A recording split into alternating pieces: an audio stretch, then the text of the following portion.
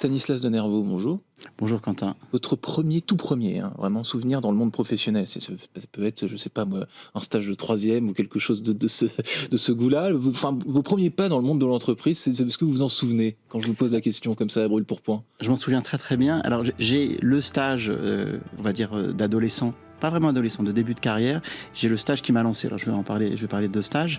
Le premier, c'est que je faisais un stage ouvrier. J'ai fait une école d'ingénieur, formation à un métier. Donc on nous a demandé, et pour des très bonnes raisons, d'aller faire un stage ouvrier. J'ai travaillé pour le groupe Paul. J'ai eu l'opportunité de faire un stage ouvrier, de laver des fours à pain pendant un mois et d'être déménageur avec une équipe d'ouvriers. Ça a été extrêmement fondateur pour moi parce que j'ai adoré le milieu ouvrier. J'ai adoré les gens, j'ai adoré leur solidarité, j'ai adoré leur mindset. J'ai beaucoup rigolé, j'ai beaucoup travaillé. Je suis revenu, j'avais perdu 3 kilos et c'était une expérience humaine qui m'a vraiment appris des choses humainement.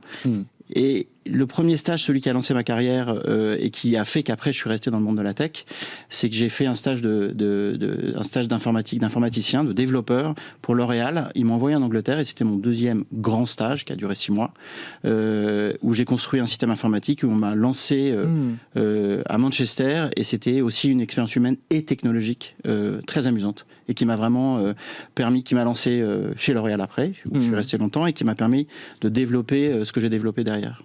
Très bien. Voilà.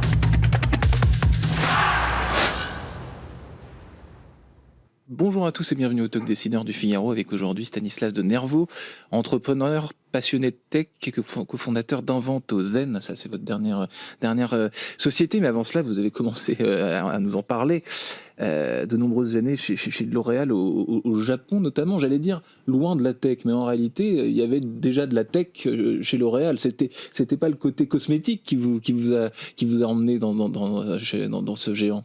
Alors, L'Oréal, on oublie que c'est une boîte, c'est un groupe qui est industriel et technologique. C'est pas le côté dont on parle le plus, disons. Voilà, et en fait, on rentre, et il y a vraiment un secteur technologique, de recherche technologique, un secteur informatique dans le digital et un secteur industriel qui est vraiment très important. Et je suis rentré par cette voie-là. J'ai été ingénieur à un métier, je suis sorti d'école et j'ai commencé comme développeur, puis je suis rentré comme ingénieur. Oui. Et j'ai viré progressivement au marketing et j'ai eu la chance d'être envoyé au Japon. Et L'Oréal, c'est un groupe qui fonctionne très bien et dans lequel il y a des ressources humaines particulièrement dynamiques et qui donne à des jeunes qui ont envie de bouger l'opportunité de faire plein de choses différentes. Et j'ai eu la chance de partir au Japon 3 ans, ce qui m'a donné l'idée du groupe DataWords. Alors quand je dis je, c'est très prétentieux parce qu'on était plusieurs associés, mais nous avons eu cette idée-là grâce entre autres à notre expérience japonaise. À l'époque, j'étais marié avec une japonaise. Et ensuite, je suis parti de la tech et ça a été très fondateur pour moi. Très fondateur pour vous, et c'est bien ce que vous racontez, parce qu'on a tout le temps, quand on pense à L'Oréal, le cliché, plutôt pas de sortie d'école d'ingé, mais le sortie d'école de commerce, souvent des filles. Vous êtes là, il y a beaucoup d'ingénieurs. Beaucoup d'ingénieurs. Beaucoup d'ingénieurs très brillants, il y a vraiment des gens très bien. Vous avez créé, donc vous l'avez dit, DataWords, pendant 18 ans, vous étiez aux commandes de cette société, là vous avez un peu levé le pied, hein, je crois. C'est quoi cette société? Ensuite on parle de votre projet actuel, disons. Alors, j'ai eu la chance de créer DataWords avec des associés, donc on était plusieurs associés et on s'est liés. On avait une chinoise, une japonaise, 2 associés français, dont un qui était passionné de Chine, et moi je revenais du Japon et j'étais marié avec une japonaise. Et on a créé une société dont l'objectif était le déploiement international de tout ce qui était digital pour les grands groupes français. Et en revenant de l'Asie, ça s'appelait Datasia au départ, et il y avait une valence technologique, une valence multiculturelle et une valence web marketing, et on a développé ça et c'était une aventure extraordinaire. On a développé, aujourd'hui il y a une vingtaine de filiales, on a développé des technologies, ça a été plusieurs années d'aventure. Moi j'ai eu la chance de repartir au Japon, d'ouvrir des filiales en Chine, au Japon, en Corée, aux Philippines, tout ça en 18 ans, et monter un groupe. À l'époque, quand je suis parti il y a 2 ans, enfin 1 an et demi, c'était 1200 personnes. Ouais. Pas loin de 100 millions d'euros de chiffre d'affaires, et ça continue. J'ai quitté le bateau parce que j'avais envie de faire autre chose. Ouais. J'étais parti sur une autre aventure. Maintenant, j'ai pas levé le pied du tout. Au contraire, on est reparti sur une nouvelle aventure. Sur ce projet, mais j'ai levé le pied sur ce projet. Et d'autres ont pris le relais. C'est ça qui est passionnant dans les projets, c'est qu'une entreprise vous appartient pas. Une entreprise se crée à sa propre identité et vous la laissez voguer. Et ça s'est fait de manière très naturelle. Et aujourd'hui, je suis ravi de repartir sur un nouveau projet qui est tout aussi passionnant. Maintenant, c'est plus un bébé parce que ça commence à bien se développer, mais c'est encore un enfant naissant, un enfant grandissant. Inventozène, donc c'est un mot valise, hein, donc on peut y déceler invention, inventaire, voilà. Zen, tout le monde sait ce que c'est, donc allez-y, pitchez-moi. Inventozène. La particularité de l'art, c'est qu'il y a deux problématiques principales. Il y a la problématique de, quand vous avez une œuvre d'art, c'est quelle est la valeur de cette œuvre. Et ça, on a des technologies qui permettent, et des gens qui ont fait des sites qui s'appellent Art. J'ai un trou de mémoire. J'ai un trou de mémoire sur le nom. Mais vous avez des sites internet qui permettent d'avoir les prix des tableaux. Ouais. Et il y a le problématique de l'authentification. Aujourd'hui, nous, on a eu un certain nombre de demandes de gens qui ont demandé à faire leur inventaire. L'inventaire, c'est ce qu'on appelle les catalogues raisonnés. Les catalogues raisonnés, c'est la base de la valorisation d'un artiste. Si vous ne faites pas un inventaire très strict de ce qu'un artiste a fait, quand on dit inventaire, c'est toutes les œuvres, toutes les parutions, tous les événements qu'il y a eu sur un artiste qui sont mis au même endroit et qui deviennent la base de connaissances sur un artiste et qui sont l'outil qui permet de valoriser les œuvres. Et c'est ça qu'on a voulu faire d'un point de vue technologique. On a voulu faire une nouvelle technologie qui permet de le faire facilement, rapidement, mieux que les autres. Ouais. Voilà. L'objectif qu'on a, c'est d'aider les artistes à se valoriser. Ouais. Et ça, c'est le point de départ du projet. Donc à se valoriser et aussi, vous l'avez dit, à faire l'inventaire, c'est-à-dire à regrouper de façon intelligente la totalité de leurs œuvres. Enfin, on pourrait croire que ça devrait être du bon sens. Mais ce que vous me dites, Julien Antoine, c'est que ça ne l'est pas forcément. Alors, les grands artistes l'ont fait. Ils l'ont fait sous forme de livres. Aujourd'hui, nous, au moment où on est arrivé sur la problématique d'avoir à le faire pour plusieurs artistes, on a vu qu'il n'y avait pas de technologie performante. Et donc, on l'a développé.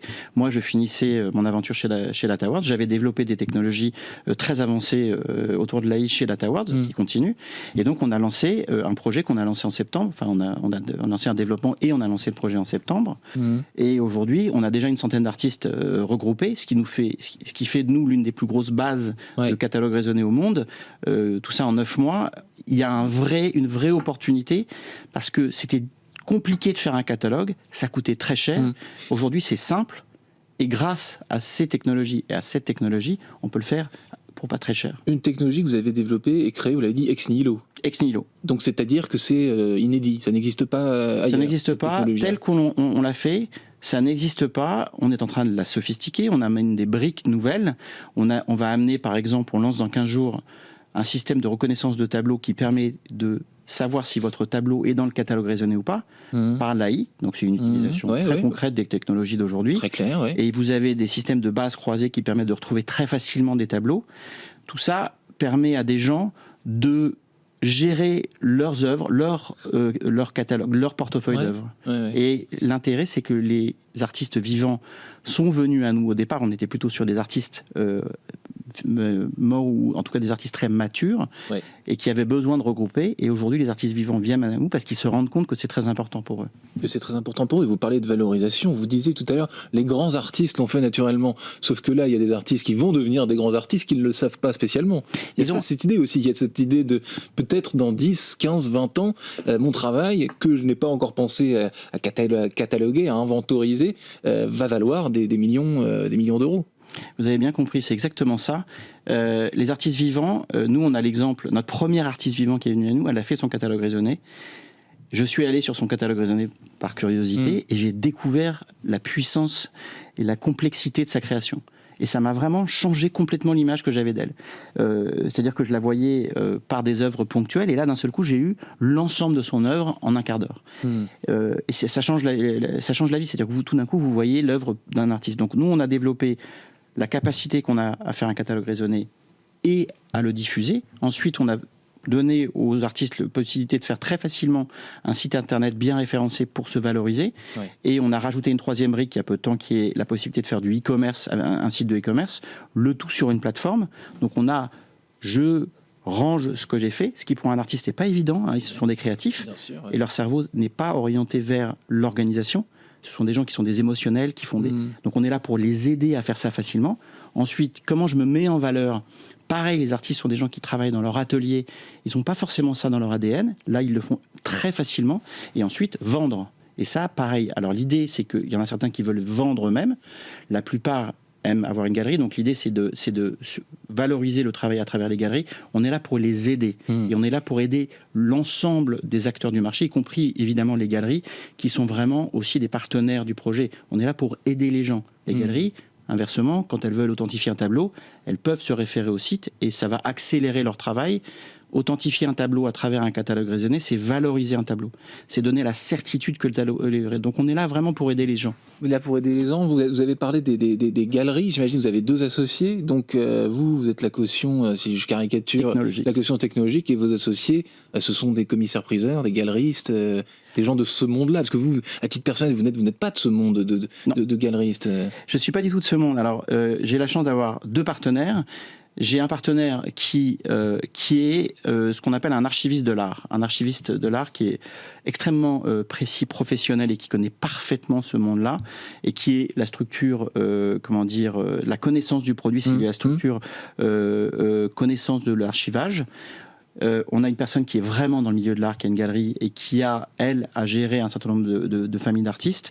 Et c'est ce mélange de connaissances qui fait la force du projet. Moi seul, je l'aurais jamais fait. Et inversement, je pense que c'est ce qui fait la force de très beaux projets, c'est quand aucun des 3 n'est capable de faire le projet et chacun est persuadé que on a besoin des autres. Et c'était la même phrase que j'utilisais quand j'étais sur Data Awards. On avait besoin les uns des autres. Et c'est ça qui a fait la force. Et ça a duré près de 20 ans. Et là, on est parti sur une aventure qui est toute nouvelle. Alors, les écueils, les difficultés à éviter, que vous avez peut-être déjà identifiées d'ailleurs sur ce... Alors il y en a beaucoup. Parce que l'authentification des tableaux, moi dès qu'on parle du marché de l'art, je pense tout de suite à tous ces grands faussaires qui ont réussi à duper. Alors l'idée c'est que on va créer une structure technique qui va permettre de marquer dans le marbre l'histoire de tous les tableaux. Et donc ça va rendre la vie beaucoup plus difficile aux faussaires. Clairement. C'est un peu l'objectif, c'est de donner un outil aux ceux qui restent responsables de la gestion de leur tableau, de leurs artistes. Ce sont à chaque fois les ayants droit et les experts qui sont embauchés, qui travaillent pour les ayants droit. Mais effectivement, la difficulté, c'est qu'il y a tellement d'opportunités dans cet écosystème de développement qu'il faut choisir les bons développements pour amener le maximum de valeur ajoutée par rapport aux moyens que nous, on a à mettre en avant. Donc aujourd'hui, il y a une montée en puissance qui se fait lentement. L'avantage qu'on a, c'est que moi, j'ai déjà géré des sociétés, donc je ne suis pas dans l'euphorie d'aller dans tous les sens. Et donc, on est particulièrement pragmatique sur qu'est-ce qu'on fait en premier, comment on avance, comment on rend une plateforme solide, comment on rend les choses robustes, comment on fait un service client à la hauteur de ce qui est attendu. Il y a toujours des difficultés techniques d'avancer, il y a monter des équipes, il y a tout ce qui est classique, il y a la relation entre l'investissement et ce qu'on va récupérer en valeur ajoutée pour le client. C'est l'entreprise qui démarre. Et sur votre business model, comment vous comptez le faire évoluer? Parce que là, vous parliez de la valorisation des œuvres pour les artistes, pour rendre service. Vous disiez, mais vous, à titre personnel, comment vous gagnez de l'argent? Alors, l'idée, c'est qu'on va essayer, et c'est ce qu'on essaie de faire, de rendre le coût pour les familles d'artistes et les artistes le plus faible possible. D'accord. Et l'idée, c'est qu'on va aller chercher des lignes métiers qui vont être ailleurs. On est obligé de démarrer on est obligé d'avoir un investissement qui sont les artistes qui rentrent, parce que sans eux, on ne peut rien faire. La base, c'est qu'on ait le maximum d'artistes et qu'on arrive à créer un standard du marché qui va devenir, parce qu'on a une multitude de gens sur cette plateforme, extrêmement peu cher à l'unité. Et que grâce à ça, on va avoir un certain nombre de flux qui vont à chaque fois être très raisonnables dans le coût et qui vont nous permettre, nous, de faire vivre une plateforme et de la développer. Là, on va atteindre les 100, et c'était l'objectif qu'on avait pour l'été, et on va l'atteindre. Et après, on passe à 1000, 10 000 artistes. Et il y a beaucoup de choses, on a de nombreuses idées à développer. On est au premier étage de la fusée. Il y a plein d'autres étages dont je ne peux pas vous parler directement, mais c'est un tout début. Merci Stanislas de Nervaux d'être venu parler à ce micro de ce avec grand plaisir, projet. toujours. À bientôt. Voilà.